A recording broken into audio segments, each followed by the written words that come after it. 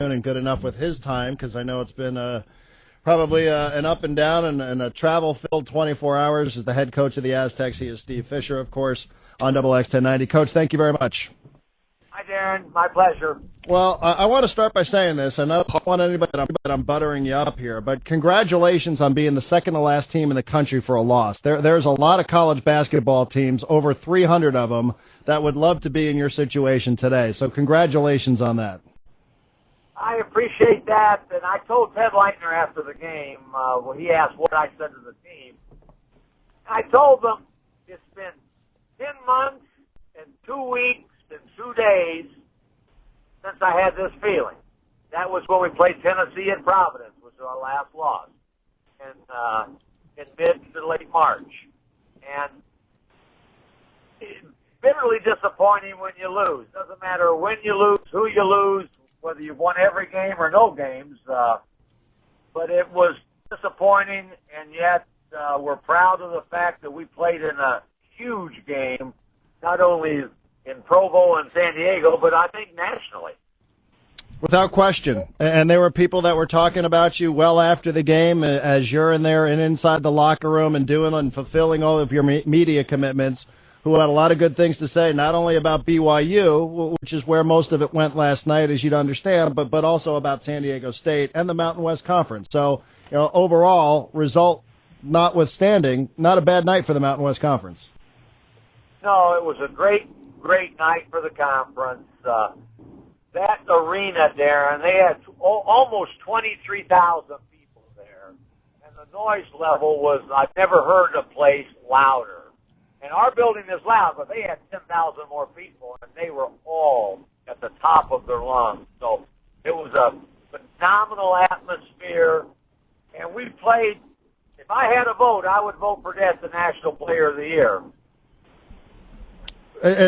Pretty easy to say that. I wonder, how many different things did you try to do against him? Well, not enough.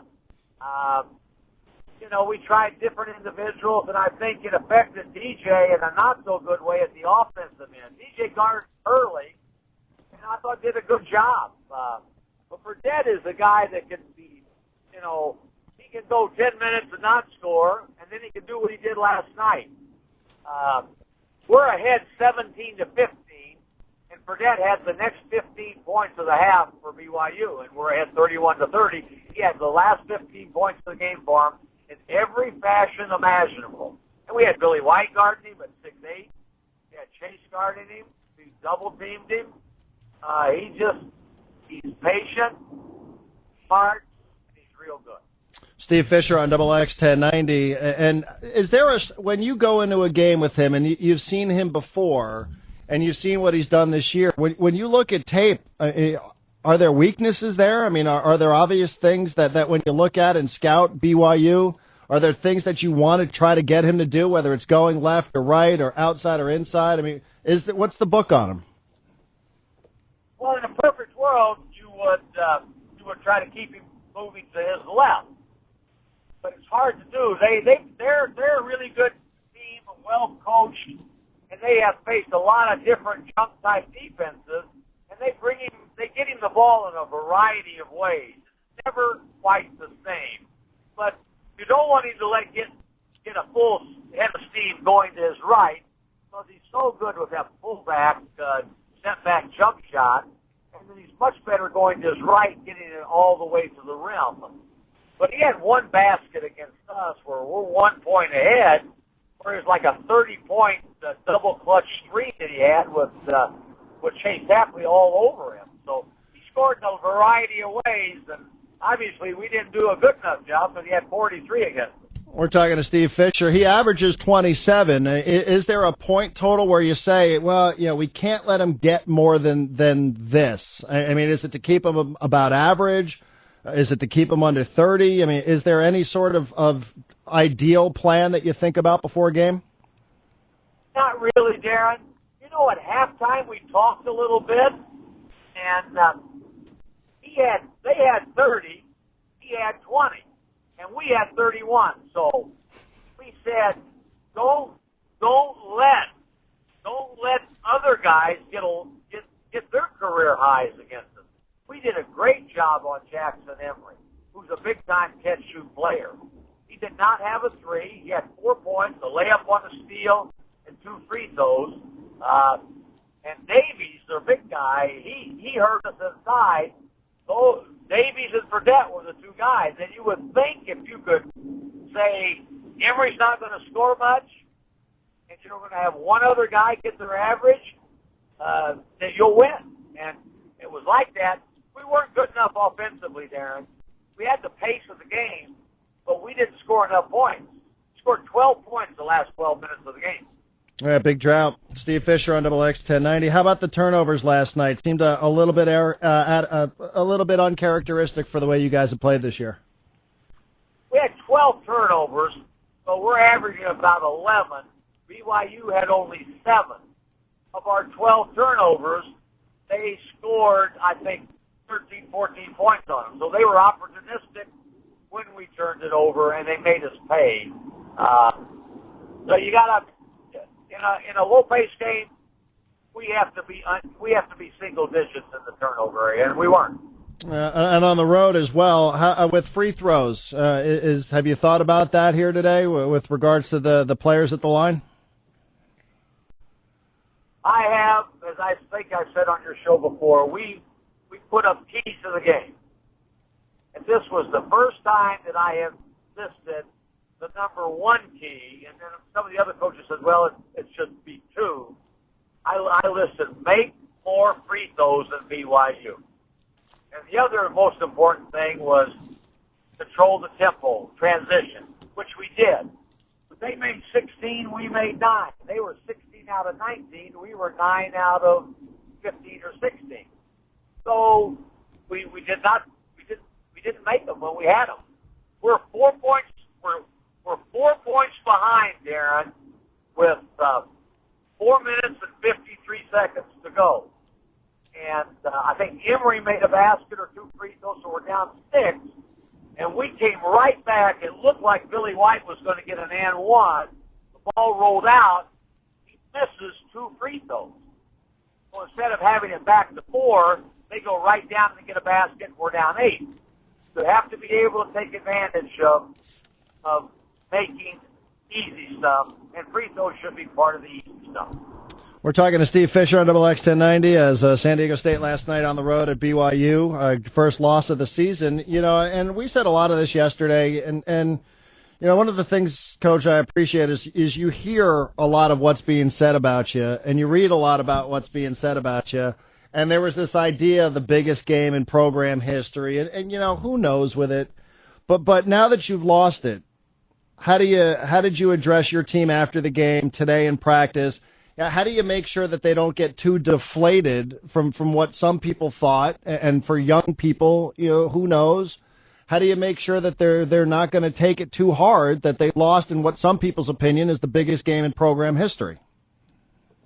We addressed that a little bit right after the game, addressed it when we got back to the hotel, addressed it after practice today. And we talked about maturity. We talked about leadership from within, player-led leadership, and we talked about character. And I really do feel that we will come back determined, excited to be home, proud of what we've done, anxious to get in front of our fans and put a whipping on Wyoming on Saturday, which no game's easy. So you've seen and you know, and we've talked, and I won't mention names, but we've talked specifics of teams this year that had long win streaks. And when they lost their first one, they lost 1 or 2 right after that as a residual of that first loss. And we cannot allow that to happen. It's all our responsibility. It's not just mine, but it's also mine not to let that happen. And I also said it earlier, your home court advantage has been great this year. You know, and I think to an extent they play a role in it. You know, I mean, knowing what was in store and know what was on the line for this team Wednesday night, and everybody had different opinions on it. You know, your home. Good thing you're playing at home, where you can get a big time boost from your home crowd. I would agree with that 100%. We've been fantastic at home. Ironically, our last home loss was to BYU last year in January. We're very good at home. Our crowd has a great deal to do with that. And we're going to need them on Saturday to make sure if they sense we're feeling sorry for ourselves, they need to get louder and louder and louder. And we need to make sure we're out there helping the crowd get louder. Yeah, I mean, I think, it's such a good point, and the reason I didn't get wrapped up in this biggest game ever is because you had another one. You got another one on Saturday night at 7 o'clock. And the only way, like you said, and we have seen other teams from different leagues, they lose that first one, and then it becomes a free fall. When people start talking about rankings and polls, the only way you really get hammered is if you go out there and lose on Saturday night.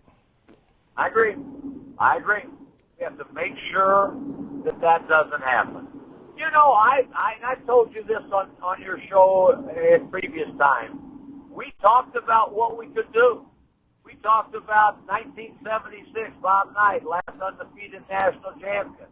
Who could, we said we got a chance and Ohio State has a chance. Now the only team that has a chance is Ohio State. But I told them last night, 39 wins doesn't sound too bad. And if we win every game from here on out, we'd have 39 wins. So there's a lot of basketball that played both conference tournament, and postseason. Yeah. Do you feel like you lost anything besides a regular season game against a conference rival? I mean, the only thing I can think of is possibly a number one seed, but it's probably too early to even suggest that. And do you feel like you've lost anything other than a end of January basketball game? Well, again, not if we take care of business from here on out. Obviously, we're going to drop in the rankings. We won't be rated fourth in the country next year. But Mike May told me this morning, RPI, we went from fourth to third in RPI. But in the AP and the coaches poll, we'll drop. I don't know how much, but if we take care of business on Saturday, it won't be a free fall. So we've got to do what's necessary to win the game on Saturday. Now, you're a voter in the coaches poll, right? I am. I don't know how comfortable you feel with this stuff or how open you are with it, but assuming if it turns out to be a victory on Saturday night against Wyoming, how would you where would you put yourself in the poll? Well, I'm not comfortable talking on that. Somebody else asked me that and I said, no, I won't have to. I said, if we win on Wednesday at BYU and we win on Saturday and we're still undefeated next Monday, then I'll tell you how I voted. I'm going to say I still have great respect for our team. Will you vote yourself ahead of BYU? No. You won't? No. Okay. Well, I mean, I think that's fair. I mean, how about if BYU loses at New Mexico on Saturday? I'll have to think about it. What do you think about them going on the road? They've got to face it in a much different way. New Mexico is fighting for its postseason life right now. No question about it. No question about it. And you can guarantee that their coaches are talking just about that as we speak. This game's over. We had all the fun with it. We got great recognition, notoriety, and it will all go away if we don't win in New Mexico in the pit. And you know, and they know, and I know, our fans don't know quite that well, but they said that going into the pit, you're going to have your hands go. I don't care who you are.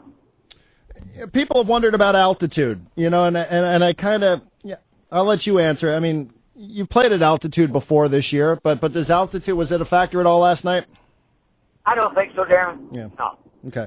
I mean, New Mexico's pretty high up there too, right? Exactly. That team we played was the problem. And people are trying to say, and I don't believe it. People are trying to say that there's an issue with Kawhi Leonard and altitude. Because a year ago at BYU, he was sick and scored 3 points and could hardly lift his head. This year, he got sick about 10 in the morning in our film session, and but then he went through shoot around. Then he got sick again, and he had a hard time keeping anything down. Fortunately for us, we said, we better give some thought to what if. So we had one of their doctors there waiting, and he had 2 bags. He had IVs before the game, and he had one. I was in watching. He had one. It looked like they put a garden hose in his arm and it went down so fast. The doctor said, boy, he really did need this. And then he took another full bag before he went out. But he was hopping. He was, whatever, that IV really helped him. But I don't think the altitude had a whole lot to do with the outcome of the game at all. Well, can you get him all that sick? Because he had a pretty good game. He sure did. He had 9 offensive rebounds, and double-digit rebounds, and 22 points. Yeah, you're exactly right. They all should have been that sick last night. I am with you there. When it comes to, you played your 5 guys the majority of the minutes there. 3 guys off the bench, Carwell, Shelton, and Rayhan goes for 19. Anything you've thought about today in terms of the rotation and substitutions that you may have done differently? I probably should have played the bench more and in retrospect. And Kawhi probably played more minutes than he should have given all the conditions. But, when you're playing and doing what he's doing, you say, well, I can live with him being fatigued. But he had 6 turnovers, Darren. And he uncharacteristically, he missed a one-on-one free throw. He was 5 for 8 from the free throw line. He's our best free throw shooter. So, if I could have done it all over again, I probably would have done a little more substituting. Yeah, well, shoulda, coulda, woulda. Do you feel like February 26th, you got plenty of games between now and then, but that obviously represents a pretty big game here, in terms of not beating them last year, dropping the first game. They're all big, but February 26th, do you feel like you took enough out of that game that you'll feel comfortable and confident going into that one? I hope the game in February is as significant as the one we just played yesterday, which will mean both teams will go on long win streaks, and it'll be another nationally important game. I know we'll be ready to play when they come in here. Whether we're going to be good enough, they beat us here last year, only lost.